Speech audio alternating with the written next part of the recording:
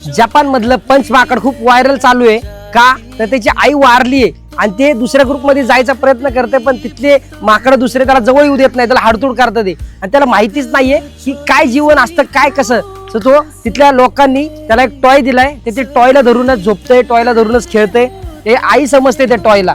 तसंच आपल्या पण जीवनामध्ये आई आणि वडील हे दोघं जर सोडले तर दुसरी दुनिया सगळी स्वार्थी आहे. तुम्ही कुणाकडे जरी गेले स्वतःच्या स्वार्थासाठी ते लोक आपला यूज करत असतात.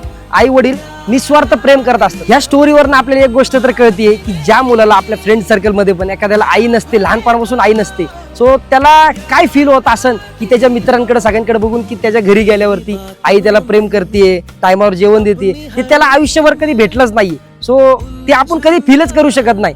सो आई किती महत्वाची आहे ना हे ज्या मुलाला आई नाहीये तोच समजू शकतो, बाकी कोणच समजू शकत नाही. आणि आई जर तुम्हाला आता आहे तर तुम्ही आईला एवढं जपा की आई गेल्यानंतर तुम्हाला असं नाही वाटलं पाहिजे की यार मी आईसोबत राहिलोय असं वाटतच नाही, फीलच होत नाही. कधी कधी वाटतं बघा एखाद्या मुलाची आई जर वारली तो म्हणतो मला असं वाटतच नाही मी आईसोबत जगून घेतलंय.